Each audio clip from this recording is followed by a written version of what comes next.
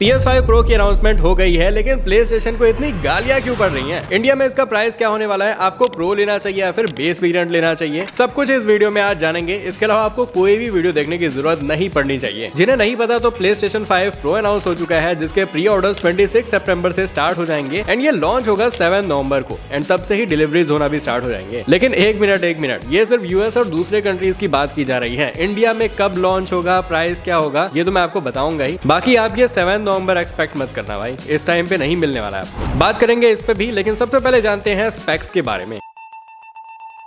तो वही same CPU use किया गया है इसमें, PS5 वाला AMD Ryzen Zen 2 8 कोर्स वाला, लेकिन 10% परफॉर्मेंस बूस्ट है। GPU में इंप्रूवमेंट दिखी है, जहां पे पहले ही AMD का कस्टम RDNA 2 यूज कर रहे थे जो कि 10.28 टेराफ्लॉप्स का था। अब ये कस्टम AMD RDNA 3 यूज कर रहे हैं जो कि 33.5 टेराफ्लॉप्स है, meaning that 67% more compute units. तो हाई रेजोल्यूशन एंड सेटिंग्स पे भी चीजें जल्दी रेंडर होंगी। रैम में भी इंप्रूवमेंट दिखी है, कैपेसिटी तो सेम है 16GB GDDR6, लेकिन पहले इसकी स्पीड थी 448 GB पर सेकंड, लेकिन प्रो की स्पीड है 576 Gbps। स्टोरेज भी 825 GB SSD से 2 TB कर दिया गया है, लेकिन स्पीड सेम ही है दोनों में। फिर आपको पता होगा कि PS5 8K 30 FPS सपोर्ट करता है, और ऐसा एडवर्टाइज करके ये लोग बचने की कोशिश कर रहे थे। 8K हटा ही दिया था इन लोगों ने बॉक्स से, क्योंकि पूरे 4 साल के टाइम पीरियड में सिर्फ एक ही गेम है जो कि 8K सपोर्ट करता है। वेल, सोनी के राइट अप में मेंशन किया गया था कि PS5 Pro अब 8K 60 FPS भी सपोर्ट करेगा। भगवान जाने कौन सा गेम है जो कि 8K में चल रहा है अभी भी, और कौन से लोग हैं जिनके पास 8K टीवी है, क्योंकि 4 साल में तो बस एक ही 2 गेम का सपोर्ट है। तो ये एडवर्टाइज करना भी सही नहीं है और ये करेंगे भी नहीं। लेकिन इनके हिसाब से 8K 60 FPS सपोर्ट करेगा PlayStation 5 Pro,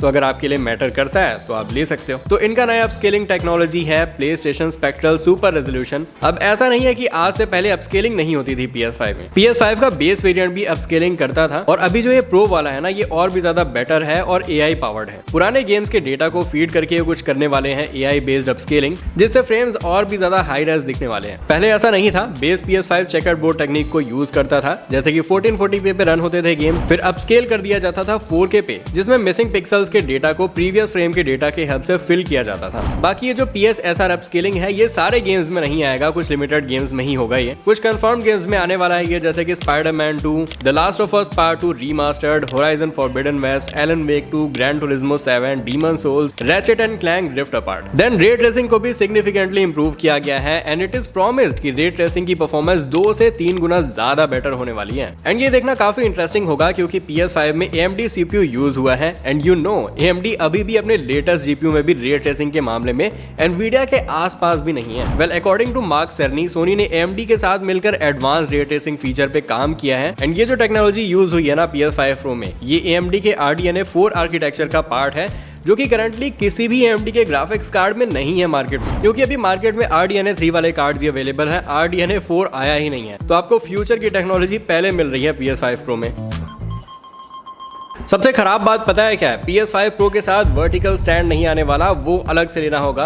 डिस्क ड्राइव भी अलग से बाय करना होगा। कोई भी डिस्क ड्राइव वाला वेरिएंट लॉन्च ही नहीं करेंगे ये लोग। फिर नॉर्मल वाले PS5 में Wi-Fi 6 है, लेकिन PS5 Pro में Wi-Fi 7 का भी सपोर्ट मिलने वाला है हमें। तो अब समझ में आ रहा होगा आपको कि लोग इतने ज्यादा भड़के हुए क्यों हैं PS5 Pro को लेकर। सबसे पहले बात करते हैं हाई प्राइस टैग के बारे में। ओरिजिनली PS5 जब लॉन्च हुआ था ना, तो उसकी प्राइस थी $399 for non disc and $499 for disc variant, जो कि इंडिया में होते हैं 33,000 एंड 41,000। लेकिन वी ऑल नो टैक्सेस की वजह से इतने कम पैसों में मिलता ही कहाँ है। आप Amazon पे प्राइस चेक करके देख सकते हो दोनों disc and non disc variant की। अभी आप प्राइस देख सकते हो इंडिया में क्या चल रहा है। बाकी आते हैं इंडिया पे, उसका भी वेट करना। तो ओरिजिनली PS5 $500 पे लॉन्च हुआ था बाहर के कंट्रीज में, लेकिन PS5 Pro $700 का है। तो लोगों को ये $200 एक्स्ट्रा पे करने का मन नहीं है, क्योंकि उनका कहना है कि ज्यादा स्पेक्स इंक्रीज नहीं किए गए PS5 Pro में। PS5 Pro के साथ लोग CPU अपग्रेड एक्सपेक्ट कर रहे थे, लेकिन Pro वेरिएंट होने के बाद भी इसका जो प्रोसेसर है ना, AMD Ryzen Zen 2, वो सेम ही रखा है इन लोगों ने। पहले 8 कोर का था, अभी भी 8 कोर का है। पहले हाई वर्कलोड पे CPU मैक्स 3.5 GHz पर जाता था,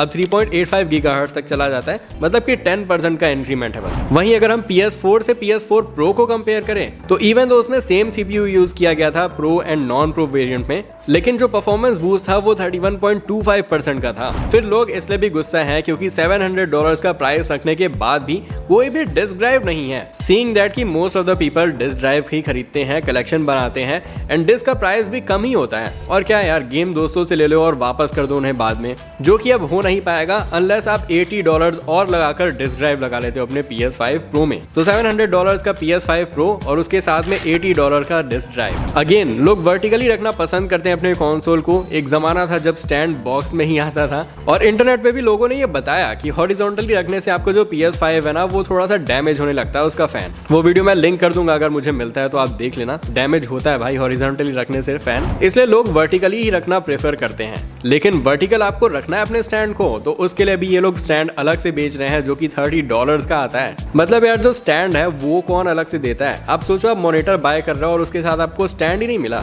वेल ये तो किसी कंपनी ने कर रखा है पहले, उसका नाम नहीं लूंगा मैं। तो टोटल कॉस्ट PS5 को बाय करने का फॉरेन कंट्रीज में $810 होने वाला है, जो कि उनके लिए भी बहुत ज्यादा महंगा है। अगर $90 और ऐड कर देना तो इतने पैसों में 2 PS5 Slim आ जाएंगे। फिर एक PS5 Slim या फिर एक Xbox Series S ले लो, या फिर आप PS5 Pro ना लेकर एक गेमिंग PC ले सकते हो यार बाहर के कंट्रीज में। वहां पे तो ग्राफिक्स कार्ड और भी ज्यादा सस्ते बिकते हैं, इंडिया से भी कम पैसों में।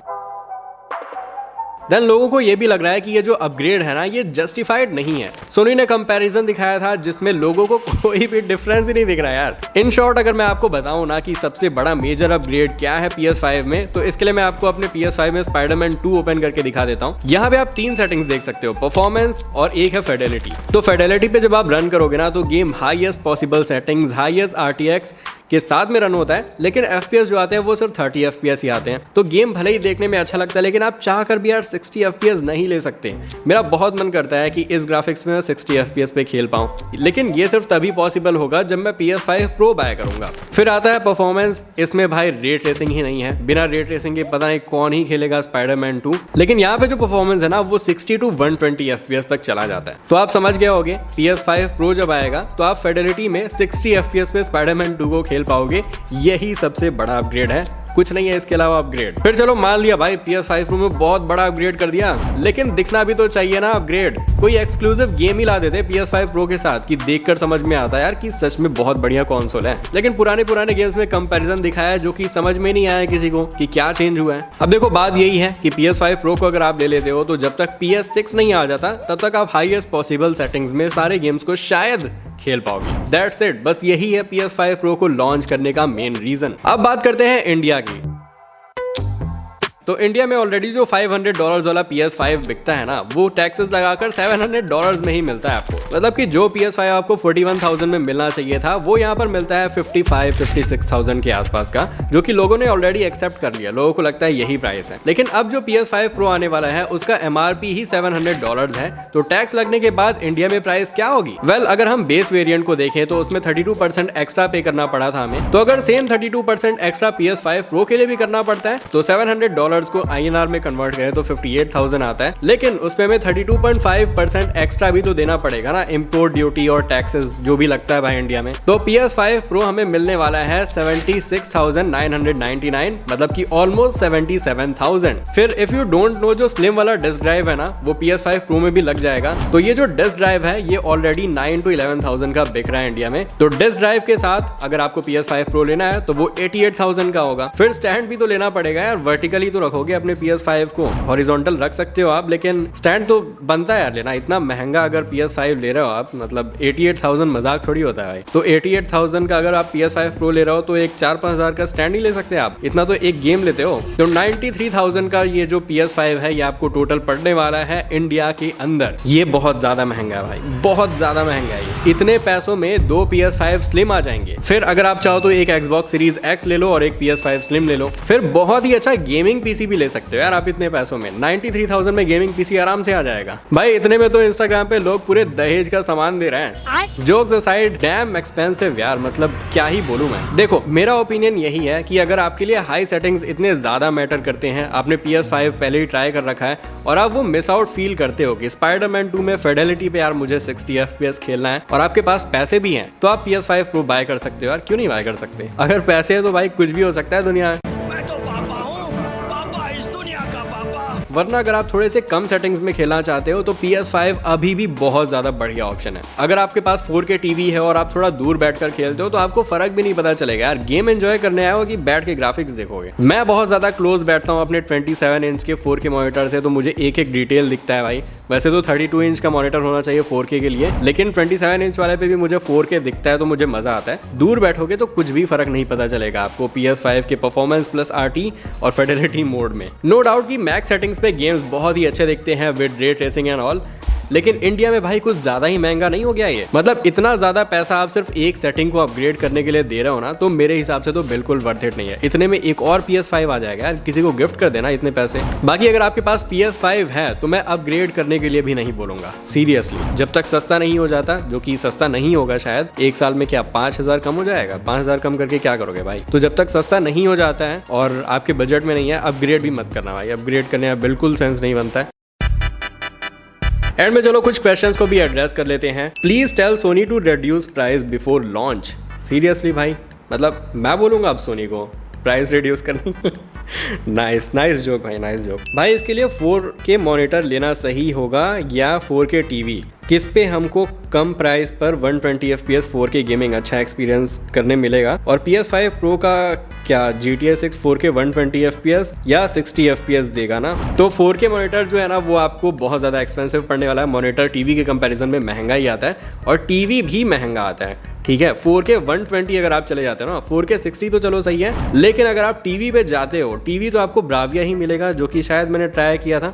मेन चैनल पे ना आपको मेरा एक टीवी का रिव्यू दिख जाएगा जो कि भाई 2,85,000 का है। तो अगर आप उतना स्पेंड कर सकते हो, मेरे हिसाब से शायद एक ही टीवी है इंडिया में जो कि 4K 120 देता है। अगर लिस्ट दिखती है तो मैं आपको दिखा दूंगा। 120 अगर आप जाते हो 4K पे तो बहुत एक्सपेंसिव पड़ने वाला है। तो देखो यार, मॉनिटर ही ले लो। एक्सपेंसिव तो वो भी होगा लेकिन थोड़ा कम एक्सपेंसिव होगा। भाई PS5 Pro लेना या अपग्रेड करना वर्थ इट रहेगा, क्योंकि हमें स्टैंड और डिस्क ड्राइव अलग से लेनी पड़ेगी। तो जैसा कि मैंने बताया कि आप इंडिया में खरीद रहे हो भाई, ठीक है, बाहर से अगर अपने फ्रेंड या फिर किसी फैमिली मेंबर से मंगा ले रहे हो तो फिर आपको कम पैसे देने पड़ेंगे। लेकिन अगर आप इंडिया में खरीद रहे हो 93,000 का, तो बिल्कुल भी वर्थ इट नहीं है और अपग्रेड करना भी वर्थ इट नहीं है। डिस्क ड्राइव और स्टैंड लेके तो भाई 93,000 का पड़ रहा है, क्या ही, नो चांस भाई, बिल्कुल वर्थ इट नहीं है। क्या PS5 Pro का प्राइस दोबारा कम कर सकता है सोनी? तो देखो, प्राइसेस कम होते हैं, Xbox जैसा नहीं है कि एक प्राइस पे आया और आज तक कम ही नहीं हुआ। प्राइसेस कम होते हैं। मैंने खरीदा था 55,000 का, मैंने सुना है कुछ लोगों ने कितने का खरीदा भाई, 48 का खरीदा है। कई बार सेल में भी कुछ 5-6 हज़ार कम हो जाता है। लेकिन ऐसा नहीं है कि 93,000 का है तो 2-3 साल बाद आप खरीदोगे तो 45 का मिल जाएगा। मतलब प्राइसेस तो कम होते हैं लेकिन बहुत ज़्यादा आपको डिस्काउंट नहीं मिलने वाला है। 5-10 हज़ार आई गेस इतना ही होगा, फिर कार्ड डिस्काउंट लगा लो अगर आपको मिल रहा है तो। Can it support 8K gaming? Can it support 8K gaming? तो देखो, 8K तो पहले वाला भी सपोर्ट करता था, लेकिन वो मार्केटिंग स्ट्रेटेजी थी। कोई भी गेम 8K सपोर्ट करता नहीं है, क्योंकि ना ही टीवी है और ना ही कोई गेम डेवलपर अपने गेम के अंदर 8K का सपोर्ट दे रहा है, ठीक है। एक ही गेम था जो कि पता नहीं भाई, कोई खेलता ही नहीं है, उस गेम का नाम ही नहीं पता है किसी को। तो ये सब मार्केटिंग स्ट्रेटेजी है। 8K भूल जाओ भाई, ठीक है। क्या PS5 Pro GTA 6 को 4K 60 FPS पे चला सकेगा? PS5 एंड PS5 Pro में ओवरऑल कितना डिफरेंस होगा? तो ये मैंने ऑलरेडी बता दिया है कि PS5 Pro डिजिटल फाउंड्री के अकॉर्डिंग फिडेलिटी मोड में GTA 6 को चलाएगा 30 FPS पे, परफॉर्मेंस प्लस RT में चलाएगा 60 FPS पे, और परफॉर्मेंस में शायद 60 to 120 मिल जाए PS5 Pro में। अब जो बेस वेरिएंट है उस पे आपको फिडेलिटी का शायद ऑप्शन ही नहीं दिखेगा, आपको दो ऑप्शंस दिखेंगे, परफॉर्मेंस और परफॉर्मेंस प्लस RT। तो परफॉर्मेंस प्लस RT में आपको 30 FPS मिल सकते हैं, परफॉर्मेंस में 60 FPS, ठीक है। ऐसा डिजिटल फाउंड्री का कहना है और ऐसा ही लग रहा है लोगों को अभी फिलहाल। बाकी अगर रॉकस्टार वाले कुछ बहुत ही खतरनाक जादू कर देते हैं अपने गेम में कि बहुत ज़्यादा बढ़िया परफॉर्मेंस मिल रही है लो हार्डवेयर पे भी, तो शायद 60 FPS मिल जाए, लेकिन चांसेस कम लग रहे हैं। डिजिटल फाउंड्री को ऐसा लग रहा है तो मैं भी मानूंगा, क्योंकि भाई 20 साल से काम कर रहा है वो। उनके पास PS5 डेव किट और Xbox का डेव किट, ये सब कुछ वो टेस्ट करते हैं। उनके पास मुझे लगता है GTA 6 भी रखा होगा भाई, टेस्ट वेस्ट कर रहे होंगे वो लोग, मुझे लगता है। Hello happy bro, I have a question, is PS5 Pro worth to buy on 2K gaming monitor for GTA 6? देखो, पहली बात, PS5 Pro अगर तुम फुली यूटिलाइज नहीं कर पा रहे हो PS5 को या फिर PS5 Pro को, तो PS5 Pro क्यों ही बाय करना? मतलब अगर तुम्हारे पास 4K मॉनिटर नहीं है, PS5 Pro क्यों बाय कर रहे हो? PS5 बाय करो भाई। मतलब तुम तो फुल ग्राफिक्स पे देख ही नहीं सकते ना उस चीज़ को, और मॉनिटर पे तो वैसे भी नहीं दिखता यार। मतलब अगर 24 इंच का मॉनिटर है तो 2K है कि 4K है कुछ पता ही नहीं चलेगा आपको। 27 या फिर 32 है फिर आपको दिख सकता है। ब्रो इसमें CPU अपग्रेड क्यों नहीं किया गया, कुछ प्रॉब्लम थी क्या कंपनी को, और हमें Xbox Series S लेना चाहिए क्योंकि ये $700 है। तो देखो Xbox का कंसोल अपग्रेड होगा या फिर नहीं वो तो कुछ कह नहीं सकते। बाकी आपको जो सस्ता लगता है एक बार PS5 Pro आ जाने दो, कंपैरिजंस देख लो कि कौन से गेम में कैसा परफॉर्म करता है और उसके बाद ले लेना अच्छे से डिसीजन बना के। मैं भी कुछ गाइड वीडियो बना दूंगा। बाकी अगर बात करें ना कि CPU क्यों अपग्रेड नहीं हुआ PS5 Pro में, तो इसके लिए ना आर्किटेक्चर चेंज करना पड़ता है। अभी जो इनका करंट आर्किटेक्चर है वो AMD Zen 2 पे है, AMD Ryzen Zen 2 पे, और अगर ये लोग CPU चेंज कर देते ना तो Zen 3 पे अपग्रेड करना पड़ जाता है इन्हें पूरा आर्किटेक्चर, और motherboard, memory, power delivery system ये सब कुछ चेंज करना पड़ जाता है इन लोगों को, जिसमें बहुत ज़्यादा प्रॉब्लम आती है। जो एग्जिस्टिंग गेम्स है ना वो भी सपोर्ट नहीं करते, डेवलपर्स को अपने गेम को अपडेट करना पड़ता, तो सब कुछ तहस नहस हो जाता। इसलिए ही अपडेट नहीं करते ये लोग CPU को, मतलब प्रॉपर अपग्रेड नहीं करते। PC जैसा हिसाब किताब नहीं होता यहाँ पे। Will the controller also be upgraded? नहीं भाई, कंट्रोलर में कोई चेंज नहीं है, ऑलरेडी ओवर इंजीनियर कर दिया है लोगों ने कंट्रोलर को, तो मेरे हिसाब से तो कुछ भी नहीं होगा। आई गेस लाइटिंग वगैरह कुछ चेंज कर देते ये लोग तो बढ़िया लगता देखने में, लेकिन नो अपग्रेड्स। तो यही था गाइस इस वीडियो में। आई होप आपको ये हेल्पफुल लगा होगा। अगर कुछ भी नहीं समझ में आ रहा फिर भी क्वेश्चंस हैं आपके तो प्लीज कमेंट में लिखो, मैं सब कुछ क्लैरिफाई करूंगा। और PS5 Pro आएगा तो यार मुझे तो खरीदना ही पड़ेगा, तो उसकी टेस्टिंग करेंगे और उसके बाद आप अच्छे से जान पाओगे कि आपको लेना चाहिए या फिर नहीं। देखो मैं बाहर वाला वेरिएंट नहीं खरीदूंगा, इंडियन वेरिएंट ही खरीदूंगा, तो जब भी लॉन्च होगा तभी आपको कंपैरिजन दिखेगा, पहले नहीं दिख पाएगा। ट्राई करूंगा यार, अगर मिल जाए तो ट्राई करूंगा अब बाहर वाला वेरिएंट, लेकिन जब ऑफिशियल वेरिएंट आता ना इंडियन वाला तभी ट्राई करूंगा मैं। Okay guys, thank you very much for watching और फिर मिलते हैं नेक्स्ट वीडियो।